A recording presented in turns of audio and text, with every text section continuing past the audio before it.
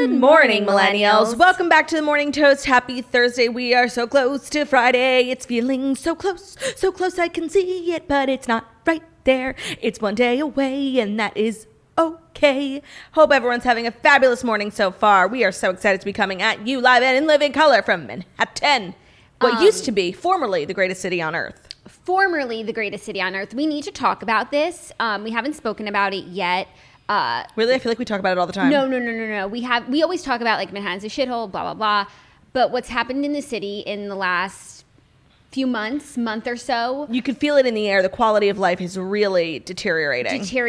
Yet it's still the most expensive city in the world. So it's like, what are we doing here? I don't know what we're doing here. Most people like have fled. The numbers of people who have left the city are staggering. The city is just in disarray. I actually was going to share that yesterday. I had probably one of the worst days I've had in quarantine. Was it a CVS punching machine day? No, it was a Cleveland day. It was a day where I got on Zillow and I was like, Cleveland, Ohio. I think we need to change a Cleveland day. It's a Charlotte day, because if we do ever move, we are moving to Charlotte. Yeah, no, but like, you know what kind of day that is. Like a day where it's just like, I will pack all my things in a handbag and flee this town. Leave the rest behind. And never come back and never look back. Yeah, no, I've been having, well, actually I don't leave my house, so I haven't been having many of those days, but when I do make the very brave decision to leave my house, it's just, you could feel it in the air. There's just something different about the city, and it's not what it used to be, and I don't know how long it'll take to recover. And I can't even put my finger on what's wrong with the city, but there's like a palpable difference in just quality of life. Yeah, and it's not even about quarantine anymore. No. And I hate even to say like it was a bad day in quarantine, because we're in phase 3, like we're now just in purgatory. Right. Where it's like we can go places, but we're just still staying home. Yeah, and we're not staying home because of Corona anymore. Like, we're staying home because the city is just not where you want to be. I'm actually still staying home because of Corona. I made it this far. I really don't want to catch it. The rate of infection now in New York is like below 1%. Well, yes. When I got my COVID test at City MD, I said, how long is it going to take? And when you and Margot went, they said, what, 2 to 3 days? Yeah, and it was quicker than that. It's now 7 to 10 days. And I said, excuse me, what? And she's like, yeah, no, the labs are so overbooked with other states that have now become hotspots. New York is no longer a priority because it's not really a hotspot anymore. Yeah. Which is good, obviously, but I'm still waiting for my results. I thought maybe she was like 7 to 10 and then it would like come tomorrow. So I've been checking every day, but they haven't come yet. And you just got tested I got tested for antibodies, and then I'm like, while I'm there, I might as well just like maybe see if I have Corona. Yeah. I feel fine. Maybe I'm one of those people, it's just like asymptomatic. I get like a little tinkle in my throat. Yeah. Actually, 1 year ago today, I was like in my time up, I had strep throat, which reminded me like not to jinx, but I haven't had strep throat in so long. And I used to be on like a 2 to 3 a year times basis. And obviously I saw, because my time up was just pictures of my tonsils and all the blisters on my tonsils. And it just reminded me like, we should be so grateful for our health, you guys. It's the only thing that matters. It's very true. Do you know that I've never had strep throat? Even as a child? Even as a child. I've never, and so many times I had like a throat ache and I was convinced it was strep throat, and I went to the doctor and it wasn't. Like, I've never had strep. I like don't believe you. No, not that you're lying, like you probably forgot. No. I just it was honestly a little disappointing because it's like, I'm in so much pain. Right. How do I not have strep? Give me the amoxicillin. Yeah, and it wasn't strep any of those times. I find that so hard to believe. It's such a common thing for kids. I know. And for me, it's literally a common thing. Like every year, as an adult, I don't think there's any like common illness. Like, I'm not comparing it to like illnesses that put you in the hospital, but like strep throat, the flu, like I actually think strep throat is worse than the flu. If you get it bad, holy shit. I've had it many times, and there are 2 occasions that come to mind where I actually thought I was going to die. I actually wouldn't know what it feels like because I've never had it. You should be so blessed. It's the worst. And like when you have it, you're like, oh my God, I wish I just had like the flu. I wish I just had food poisoning, because there's nothing worse than fucking strep throat. It's awful. I cannot believe that you've never had it. I remember like as kids, it was like the one thing when you went to the doctor and you weren't feeling well, they just like always tested you for strep. Yeah, and they shoved that thing down your throat. Because that's usually what it was. And like you would giggle because the real strep is streptococcus. And we were like, cock. Yeah, I didn't even know that. I wasn't even in on the strep throat. You're not even part of the club. I'm not part of the strep throat club. Wow, how sad the for STC. You. That's amazing. Yeah. Wow, you learn something new about your sister every day. I should add that to my like 2 truths and a lie repertoire. Yes. That's a really good one. I always struggle with those sorts of icebreakers. Me too. Every time I've ever played that game, I always say 3 lies. Like I can't even come up with the truth about myself, let alone a lie. The lies are easier to come up with. The lies. Yeah, no, I'm like, I was born in Canada. My eye color is fake. And I'm allergic to dairy. All lies. All lies. So I just let the audience choose. I'm like, you're right. How did you know? That is so funny. Well, yeah. So, anyways, it was a big time Cleveland day, a big time anywhere but here day is what I'll say. I know. And if you're a toaster and you're in the city, Godspeed. God be with you. So I was all alone yesterday by myself because Ben went to play golf. You want to hear the most crazy thing? Sure. Ben left the house to play golf at 8 a.m. What time do you think he got home? 10 p.m. 11. What was he doing? Playing golf, and he played in West Hampton, which is so far, 2 hours each way. Then they stopped for lunch, they stopped for dinner. And like, I actually got home. He got home, and I refused to speak to him. I'm like, and you know what? I don't even mind not being with him. Like, I like being alone. I obviously prefer, especially at night, also because I had a traumatic experience in my apartment over the weekend. My dog walker came, and I opened the door, and he said the most upsetting thing you can hear a human being say. And he said, I have to let you know, I just got off the elevator and I saw 2 cockroaches go under the door of one of the apartments on your floor. And you have no idea how upsetting that is, because I take extermination very seriously. Like, if I see any sort, and by the way, for those who don't live in New York, I know like we make it sound so glamorous, but it's actually not. Rodents, whether it be roaches or mice, are a very, very common occurrence. Like, in the fanciest, best, no one is above it. Like, literally no one. It's partially due to the fact that the city is very not clean, partially due to the subways. It's very common. Also, since the quarantine, actually, the rodents and the cockroaches, they've gotten, like, it's been sort of like rat on rat crime out there. Oh, because a gang war? There's been gang wars among the rats, and I have to assume among the cockroaches, because the restaurants have been closed, so they don't have access to the food that they normally have. So they've been eating each other. Leading to like a super rat phenomenon, because it's survival of the fittest. They're getting bigger. So the only rats that are here are the biggest and the baddest. But see, this makes me think like this is a New York problem, but you know, other regions of the country have their own rodent problems. Like, I think in certain parts of the country, like, you can get snakes.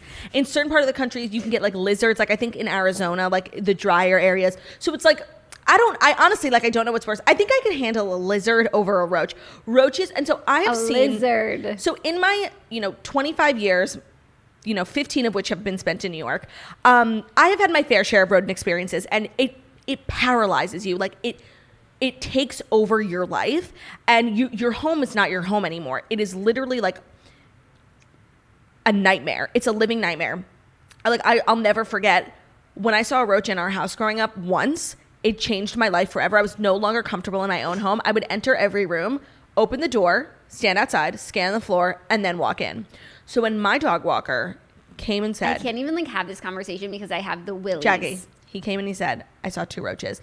And so they were a duo. It was a duo, and it just killed me because I take extermination so seriously. Ariana Madix takes sketch comedy very seriously. I take extermination very seriously. I've never seen a duo, like, together, joined at the hip. In the city, no, it was literally a tag team, Bonnie and Clyde, Thelma and Louise, and Jackie and Claudia. My building has exactly. My building has a monthly exterminator that comes to every apartment and does the whole building, and then I also have a monthly. Like, I have not one but 2, and I've lived in the apartment for almost 2 years and I haven't seen anything. So it was about time that I were to see something, but it ruined me. Like, it shattered my emotional well-being. Like, I can't sleep now. I had a dream about the cockroach. Like, it's devastating for my entire building and the community. I'm so sorry to hear that. I feel as though, on the plus side, though, having a dog might help. Theo's technically a dog. No, but yes. like, if he were to see... But Theo essentially went to private school. He's not really the hunter. Equipped. But you know what? He'll rise to the challenge. He'll step up to the plate. What's one thing you've asked of him that he didn't do for you? Oh my God, I have to tell you something heartbreaking. Stop. It's really bad. Stop. Like, this is so many elements of this story are going to completely like devastate you. Stop. I already knew the first half, so just bring it up. No, you don't. What's the first half? That you saw 2 roaches. Oh, no, this is it's about Theo. Oh my God. Okay. Theo, for the first time in probably 2 years. Oh my God, a button fell off my shirt yesterday. I saw that button on the And floor. I was walking down the street and like my breast was exposed because I realized right there. my button had fallen off, and I was like, how am I going to find this button? It's right literally there. right there. Go get it. Okay, but back to the story that's going to break your heart. For the first time in about 2 years. Okay. Oh, Theo had an accident. Okay. There's more to it. But wait, there's more? But wait, there's more. Give me my solo camera. Theo had an accident on the love sack. What? Yeah. What kind of accident? One, yeah, no, okay, one. Okay. But unfortunately, I do think it is a part of an overall problem that I'm working out with the vet. I think Theo may be suffering from a UTI, which is which is very uncommon in male dogs. But my vet has told me forever that Theo has a very feminine spirit, because he's followed by, I mean, he hangs out with a lot of feminine energy, and he pees like a girl, like all this stuff. So it's not impossible, but it's very uncommon for a male dog to have a UTI. But I think my boy might be special, and he might have a UTI. We're gonna take him to get an X-ray. Okay, well, you know what? Like, UTIs once identified and prescribed, they're okay, manageable. But I'm so sad that he had to imagine having a UTI and not being able to tell someone. No, devastating. Of course, you're gonna piss on the couch and say, and on your favorite spot, so that you're saying, Mom, like, it's not a regular accident. Your son is not okay. No, it was very intentional. He was trying to communicate with me, and I wasn't listening clearly, and he had to make me listen, and I understood, Theo, and I hear you. You know what? I'm not, this story does not concern me, because it shows me that Theo, like, he understood that he needed to get your attention, and he did what he needed to do. That's exactly why he peed on the love sack, not for any. Well, I hope he's not in pain. Well, he probably was in pain, which is why he had to make a scene. We're handling it. Stat. Okay, well, oh my God, Theodora. So I'm assuming that's why he's not at work today. No, I just wasn't in the mood to, like, get sweaty walking him over here. Yeah, even though it is a bit chillier today in the city, and it's the lovely weather. Yes. This is bringing me back to the olden times where we used to have so much to talk about before the Fast Five. Well, actually, I didn't, like, after the show, I got my eyebrows waxed, so I was, like, out for an extra hour, and I had some things to talk about. You know, I was actually thinking, and I would love to maybe get some suggestions from the audience, because, like, people have really come to love Dear Toasters, and honestly, I have too. And it's, like, sad that it only happens once a week, and I would like to have, like, one more weekly installation, like something we do every week. Okay, but not Dear Toasters. No, like a different fun segment. Okay. So if anyone I don't have any ideas, obviously, but if anyone does, I would love to hear. Like, maybe, I don't know. Maybe we'll do, like, a team brainstorm. Yeah. Of ideas. Cool. So without further ado, I do think that it is time, yeah, I guess so, for the Fast 5 stories that you need to know before you wake up and take a bite out of your morning toast. And today's episode is brought to you by patreon.com/morningtoast. We just did an episode yesterday all about conspiracy theories. You guys, people are so crazy about conspiracy theories, and it really, like, fueled me hearing how much you guys love the episode. We talked about a few popular ancillary ones at the end, but the big three that we talked about were the Wayfair conspiracy, which the more I read, the more I'm like, this is so clear as day. I'm convinced that it's true. Then we talked about Free Britney, which we concluded is not necessarily a conspiracy theory, just like concerned fans who are taking it amongst themselves to bring justice to their girl. Mm-hmm. And then it's a movement for justice. We talked about the theory that some of the biggest celebs are not in quarantine, they're actually under house arrest right now. That one I wasn't so sure about. But if you are not, like, up to speed with the current conspiracy theories, which I wasn't, it's a great episode for you. We start from the beginning, teach you everything you need to know, uncover a lot of facts. It was really a good episode. I'm not, like, one for conspiracy theories, but every time I hear one, I'm like, oh, it's true. And I've never been more sure of anything in my life that Wayfair is 100% involved in some sort of international child trafficking charade, allegedly, which is just so awful and disgraceful, and I think more people should be talking about it. But, you know, for our own safety, we had to put the episode behind a paywall, because you never know, we're not trying to get axed. So patreon.com/morningtoast. It's a fabulous way for you guys to get more content. It's $7.99 a month for 5 extra episodes, and the episodes are always a little bit more in depth. We let you in a little bit more. They're either themed like conspiracy theories, or they're just more personal about us, or vlogs with the family. Right. So it's always really fun, and that's where we can be our true selves. And it's just a great way to support the show. Yes, if you are into supporting our show, please head over to support fellow podcasters. Patreon.com/morningtoast. Okay, first story, a follow-up to yesterday's story. Nick Cannon apologizes for anti-Semitic remarks as Fox announces he'll remain host of The Masked Singer. So Nick Cannon put out a statement yesterday after we shared that he didn't apologize. He didn't apologize. He sort of doubled down and said, This is what I said. But now he's apologizing for the remarks that he made during a recent podcast episode. He said, quote, "First and foremost, I extend my deepest and most sincere apologies to my Jewish sisters and brothers for the hurtful and divisive words that came out of my mouth during my interview with Richard Griffin." As a Jewish sister, thank you. Thank you for seeing me. Quote, "They reinforce the worst stereotypes of a proud and magnificent people, and I feel ashamed of the uninformed and naive place that these words came from," he wrote. "While the Jewish experience encompasses more than 5,000 years, and there is so much I have yet to learn, I have had at least a minor history lesson over the past few days, and to say that it is eye-opening would be a vast understatement." He expressed his gratitude to rabbis, community leaders, and institutions who reached out to me to help enlighten me instead of chastising me. "I want to assure my Jewish friends, new and old, that this is only the beginning of my education. I'm committed to deeper connections, more profound learning, and strengthening the bond between our two cultures today and every day going forward." Okay. So, I live for an apology because it's just a part of the zeitgeist now. And there are different, varying levels of apology. And to me, this is pretty solid. I'm not going to lie. Like, I feel there was a part in there that you didn't read that I'd just like to mention, because to me, it was the most important part of the apology. If you would just give me one moment. I know he put it on his Instagram story. Take your time. It's important enough to take your time. Cannon. Okay. The part that Oh, wait. Hold on. What was it about? Basically, like acknowledging that like these weird conspiracy theories that he was talking about were propaganda. Like, I think they used, and I'm pretty sure he used the word propaganda, which I really appreciated. Hold on, yeah.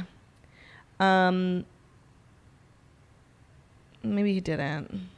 Yeah, I just looked at the tweets and I didn't see. Oh, I thought I did see it. Whatever. On a scale of apologies, like I actually genuinely like really appreciate this apology. I think it was like really necessary and really well done. Mm-hmm. Now, part of me, like, this news comes out with conjunction that he'll remain host of The Masked Singer, which obviously, like, the cynic in me, I'm like, did he have someone craft this apology just so that he could keep his job on Masked Singer? Because, girls gotta eat. But I'll choose to be optimistic and not think that that's how the world works. I really appreciated the apology. I thought it was very, very well done. And yeah, I mean, I don't know what else we could ask for at this point. So yeah, it didn't even cross my mind that it could be connected to keeping his job and that someone else might have written it. I thought it was a very genuine as you could be apology. And when people apologize, like, I take it at face value and I try to forgive. So if these are his words and this is how he feels, I'm in the business of forgiveness. 100%. And I'm in the business of lifting each other up. Yeah. And I liked what he said about learning and moving forward and trying to, and recognizing how he was wrong and that he was wrong. And that's really all you can ask of people. And we'll see what happens going forward. That's how you can judge people, not by what they say, but what they do moving forward. But for now, like, I'm okay. Yeah, no, and you know what? I yesterday when he wasn't apologizing, and I was like, wow, not only are there people who think this, but even when called out. And the thing about this conspiracy theory, it's kind of where we should have included it in our Patreon episode. No, these anti-Semitic things, it's kind of a genius thing. It's like, we're telling you that Jews control the world, and so if I get fired for this, it just proves what I'm saying. Right. But you're not getting fired because Jews control the world. You're just getting fired because you said something incredibly offensive to a magnificent group of people. Right. So when he wasn't apologizing, it made me feel really sad. I was like, wow, there's people who really think this way, and they're going to put their stake in the ground and not relent. And die on this hill. So I'm really grateful that he apologized in what seems to be a very sincere way. And we'll see what happens from here. We'll see what happens from here. But for now, like, it's noted and it's appreciated. Yes, definitely. And I like Nick Cannon, so hopefully it can stay that way. Yeah, it's sad when it's someone you like. Yeah, no, if it's someone you hate, it's like, oh, I knew all along, But when it's someone you like, it's painful. Yeah, and you also want to give them the benefit of the doubt. Of course, and I am so about havedan l'chafschut. Give people the benefit of the doubt. It's so valuable. It says so in the Bible. Yes. Havedan l'chafschut. Claudia, that's beautiful. Maybe Thanks. That should be the name of today. Should we have today's name of the episode be in Hebrew? Okay. That would be cool. Havedan l'chafschut. Yeah, that one. Okay, I don't know if that's like the exact verbiage. I'll have to look it up. Okay. This next story is really crazy. As we mentioned last week, Amber Heard, Johnny Depp are in court. Oh my God. Honestly, I can't with the messiest couple of 2020. Like, these people are out of control. I don't know whose side to take. I don't really even fucking care. I'm so over these people. But what happened now? Amber Heard has been accused of stealing her ex-assistant's sexual violence story. What? Amber Heard stole her former assistant's harrowing story of surviving a rape at knife point, then twisted it to use against warring husband Johnny Depp, the ex-staffer alleged in a UK court on Wednesday. Kate James told Depp's libel case in London's High Court that her former boss had summoned her in 2013 so that she could pump her for information on surviving a 6-hour rape while traveling in Brazil. What? Quote, Miss Heard referred to a conversation we had about me being violently raped at Machete Point in Brazil, and she used it as her own story, James told the court on Wednesday. Where did she use it as her own story? She referred directly to a violent rape that occurred to her 26 years ago, and she twisted it into her own story and used it for her own use. Wait, oh my God. By the way, this story about this assistant, can we talk about that for a minute? That's this horrible. This is just horrible. Machete, 6-hour rape. Oh my God. That's absolutely awful. And the fact that now she has to rehash it in such a public, oh my God, that's fucking terrible. Yeah. This couple is just, like, I'm starting to hate them both individually, like, for making me listen to this trash. And I somehow ended up on a part of the internet last night where I saw a picture of the Duty Amber Heard. Shut up. The Duty Amber Heard took in the bed. The Duty Heard round the world. Yep, and it was a duty. That's what I'll say. It was Doodylicious, and I'm officially, after this story, I'm China-ing this couple. Unless it's like the most groundbreaking, earth-shattering. I'm not interested in them going tit for tat about what happened in their marriage. Like, they both. It's so messy, and this is taking it to a whole other deplorable level. Yeah, I completely agree. This poor assistant who's just trying to, like, make a living, and now she's out, sitting in court in front of the press talking about, like, one of the most horrible moments of her life. Like, the story just keeps getting worse and worse. And with your permission, I'd like to formally, Johnny Depp, Amber Heard, you have been China'd. You are no longer going to be spoken about on the show unless extenuating circumstances, like something crazy happens. But after seeing the picture of the Duty, and, like, not to be so graphic. Okay, where did you? Oh, how did you? I'm so glad you asked. At Duty Lane. I wound up on Duty.com, courtesy of Barstool Sports. Like, they obviously ran a picture of it, and I clicked on it because I follow them on Twitter, and I was just like, what does a human Duty look like out of a toilet bowl? I don't know. I've never made one out of a toilet. It does look different. Yeah, because the water... Because it doesn't get broken up by the water. And no, that's not why. And the water can also, like, erode. I think the water... just based on what I saw, oh man, I'm, like, actually getting gagged because now I'm just, like, remembering the picture. I forgot about it. When it hits the bowl, it could break. No, but because the water keeps it solid, it keeps it afloat. The water is very helpful in keeping it solid, whereas when I saw it on the bedsheet, maybe it has been sitting there for a long time, it had started to melt. Sorry, it's true. Don't look it up. I'll just paint a picture, okay? The sheets were white. The Duty was brown. Oh my God, I'm not okay. And honestly, it made me want to sing. In the toilet, down the sewer, into all that gross manure. See the toilet spinning round, then I put the lid back down. My Duty brown, my Duty brown, my Duty brown, my Duty brown.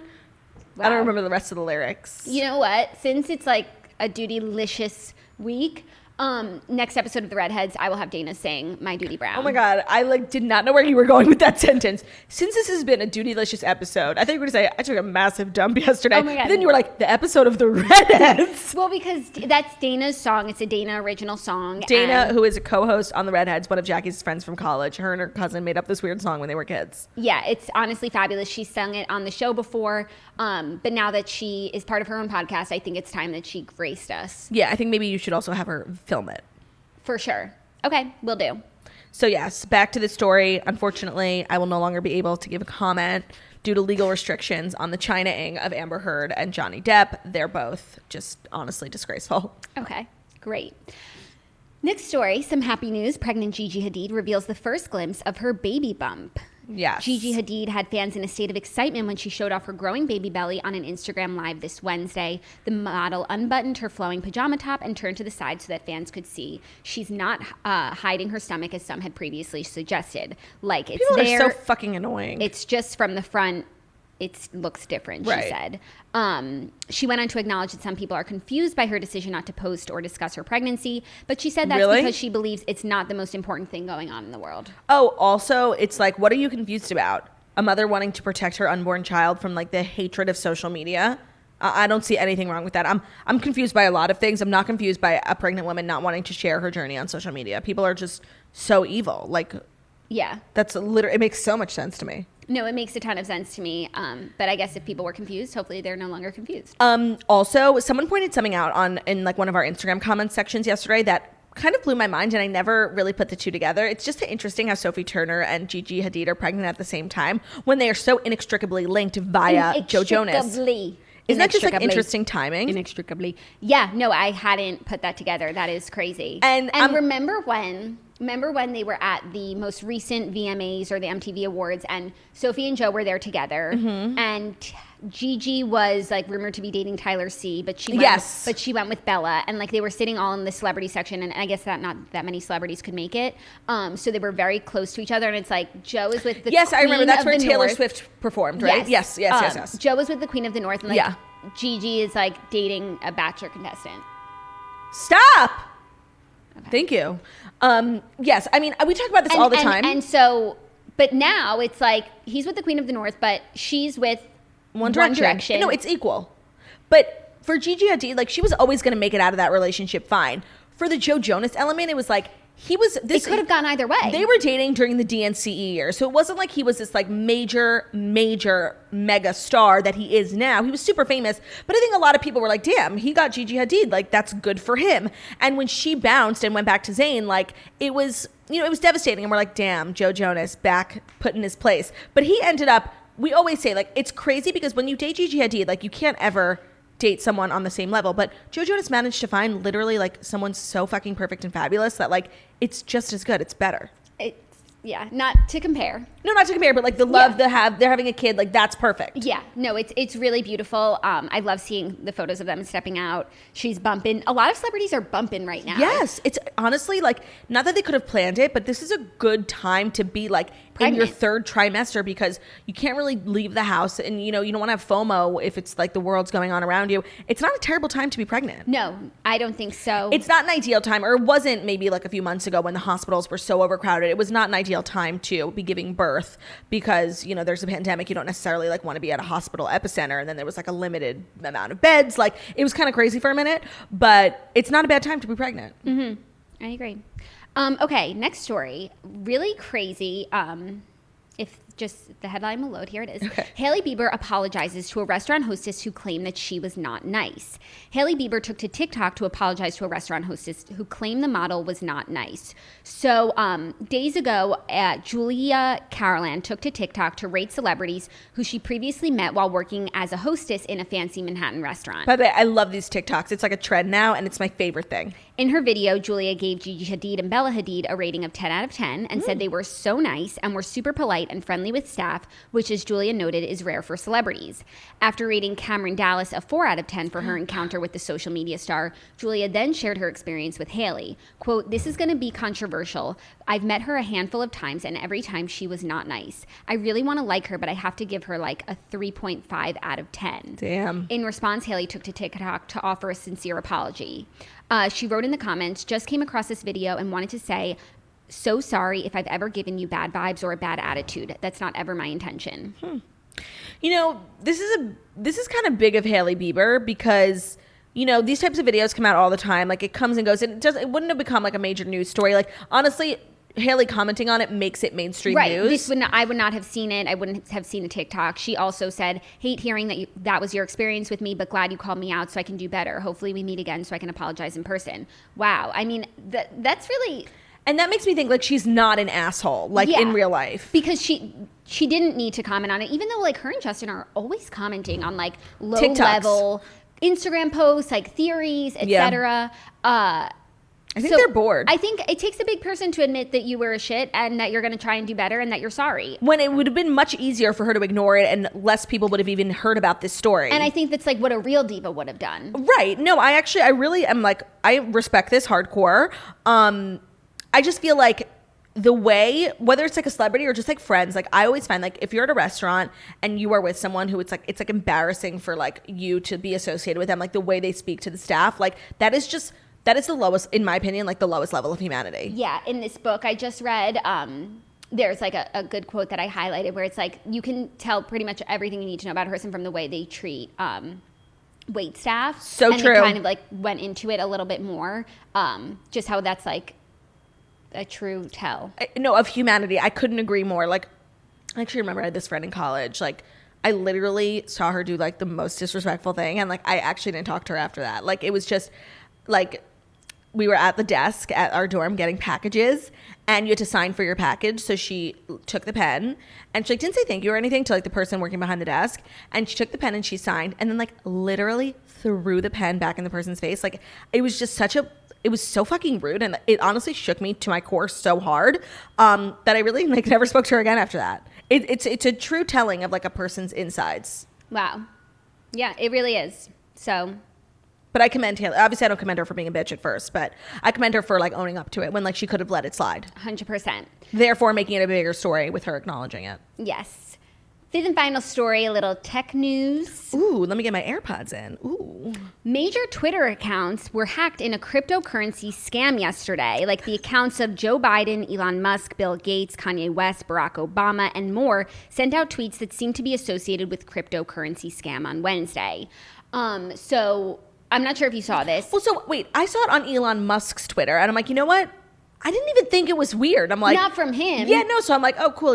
He's into Bitcoin now. So I guess some hackers hacked these major celebrities, public figures, Twitter accounts, and like were able to get like $100,000 in cryptocurrency. Oh, they stole from people? I guess so. It's really confusing. But then also like Twitter like was having a hard time getting a handle on it, and so they deactivated or made it so that like all verified accounts couldn't tweet. Yeah, they didn't deactivate, but they blocked all verified accounts from tweeting, which, you know, we are verified, so we were directly impacted by this. Oh, I didn't even check. I didn't even try to tweet, but I just figured that I was directly impacted by all of this. They said, we are aware of a security incident impacting accounts on Twitter. We are investigating and taking steps to fix it. We will update everyone shortly. Many verified accounts were blocked from tweeting for a portion of the day as Twitter looked into the incident. About 3 hours later, their support account said that most accounts should be able to tweet again. Quote, as we continue working on a fix, this functionality may come and go.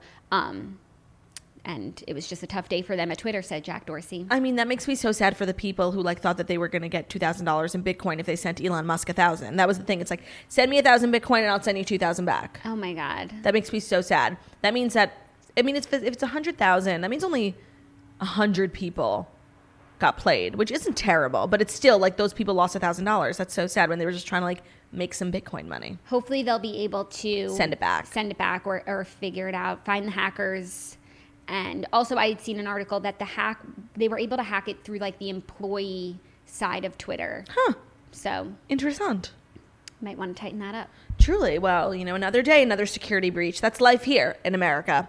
Now, next up, we've got one of my favorite segments about our girl, Kelly Ripa. It's a little... Kelly's Mindless News. Like the 4th of July. I also don't think that we should record that sound because singing it brings a pep so in my much joy. step. Yeah, no, it's good for my mental health to keep singing it. It's like when we sing, I don't want to start singing it because I won't be able to stop, but S on Does the it go, T. Oh, Snitch on the or toes. also Cringy Angel Dora. Oh my God, don't even start. We have so many annoying songs. I'm surprised people still listen to the show. But when I listen to S on the T, because we have a button for it, it's the fucking You break it out. Snitch on the toes. You can find me in the club. Snitch on the toes. Oh. Well, today's segment of Kelly's Mindless News is brought to you by, honestly, Entertainment Tonight, which is a little disappointing. Kelly Ripa jokes. She's on On what level of mindlessness is it? So let's say... Well, so there's varying degrees of mindlessness, but then there's types of articles that open us up to a possible conspiracy theory about Kelly Ripa. This is not. This is just dumb news. Okay, because I just want to say, like, I think we should create a scale. What you shared the other day about the home decor. was a 10 out of 10 off the charts, mindless conspiracy story. When we get Kelly Ripa is wearing a swimsuit cover up, I'm going to give that a 3 to 4 of mindlessness. This is a 3 to 4. Okay. Kelly Ripa jokes she's on an all carbohydrate diet in quarantine. That's so original, Kelly. Kelly Ripa's diet has changed amid quarantine. The 49-year-old morning show host appeared on Jimmy Kimmel Live Wednesday alongside Ryan Seacrest and told guest host Sebastian Maniscalco how being cooped up inside has affected what she eats. I eat solid food. I am not on an all-liquid diet. I'm on an all-carbohydrate diet, Ripa joked. That's what changed during the pandemic. You know what? I actually... what's annoying here is that this is news, but I really actually can relate to that. I have been on a full carbohydrate diet since the beginning of quarantine because it's like what's easiest to cook and what's most accessible. So I weirdly can relate to Kelly on this one. It's just like no one was writing up the fact that I think I legit said this 3 months ago. And I also feel like we're, as a society, we're like evolved a little past like writing up female celebrities' diets. You know what I mean? I would hope so. Yeah, it's just like, you remember when we used to be like obsessed with those tabloid magazines like at the airport, and then like the last page would be like Khloe Kardashian, what I eat in a day, and it's just like, I think they still do that though. I think they do too. I just feel like societally, like we may have evolved past the need for those. I don't know, but I feel like now there's YouTube videos, what I eat in a day. Right. And it is kind of interesting. And I think for people who eat healthy or who cook interesting things. What are you trying to say? What are you trying to say? No, but like it could be inspiring. I don't think it's all bad, but I think harping on a woman's diet is strange. I think Jamila Jamil, that might be her next target. The what I eat in a days. Yeah. But sometimes it's interesting. You know, I do like to see what people eat today. Yeah. All right, that was Kelly's Mindless News. And now we're going to dive into the TV recap segment because we're going to talk about Real Housewives of Beverly Hills, which was the most glamorous, fabulous, amazing episode. It was stellar. I need to talk about 2 things quickly before anything else. Dorit Kemsley's look. Dress. Sickening. I don't gagging. I don't have the words to describe what that look did for me. From the dress to the fotch to the hair. She had little sparkles in her hair too. She's literally was the walking embodiment of the True Jackson VP theme song. From her head to her toes, it's all real and you know. Fresh and cool, that's just what she does. D-O-I... What are you spelling? D-O-R-I-T-K-E-M-S-L-E-E-Y. I still have no words. My jaw hit the floor watching her walk around all evening. Like I could not get enough. Graceful. It was one of the best. Elegant. All of her looks always are top notch. Even her little flip Brie Van Camp hair. Fucking loved it. This was on another level, astronomical, insane, like never been done before, never to be repeated, put in a blender. Throw it up, give birth to it, put it in a blender. If nothing else happened that episode, like just being in her presence was gratifying. But see, before we go to bed every night, we have to get on our knees and pray for PK's business, because whatever their lifestyle is, it must be maintained. And we've been led to believe that it might not all be so, happy and good and lovey, and they might be having some financial problems. And I can't handle that because I need to keep serving this level of Luke. No, I completely agree. I agree. We need to pray that it's all kosher over there, and I'm not going to see them on an episode of American Greed and her in that newsboy cap. Exactly. Okay, second thing I need to talk about, Kris Jenner. Kris Jenner being so philanthropic. Kris Jenner being so philanthropic. Seeing Kris Jenner on a reality show that isn't her own show. It's like seeing a dog walk on its hind legs. It's that, and it's also like seeing a teacher out of school. But also, there was something so elevated, and like when she walked into the room, I'm like, oh my God, Kris Jenner's at this party. But it's like, no, I know Kris Jenner. I watch her on my TV all the time. But like seeing her through the eyes of the Real Housewives of Beverly Hills, I'm like, Kris Jenner is like a superstar. And she wasn't acting above it. She sat in the front with all the ladies. She didn't do anything to make her seem like she was above or not down for any of it. But just seeing her on this show and being like, oh my God, that's Kris Jenner. Like her daughters are the most famous women in the entire world. She has given birth to not one, but 2 billionaires. Like, oh, and she gets it was so weird for me to see her through a different lens. Yeah, no, it was, I almost didn't recognize her. I I was starstruck. Even though we see her on TV once a week and she's always making a fool of herself. No, I know. To see her, to see the way Dorit looks at her, it was just... It was a new sensation. It was fabulous. Also, an old sensation was, the ghost of Housewives past. We had Adrienne Maloof, Eileen Davidson. I fucking love her. She looked amazing. Snatched. I loved that brunette hair. I love everything about her. And I love the friendship between her, Lisa, and Erica Jane. Like, them in the car together is everything.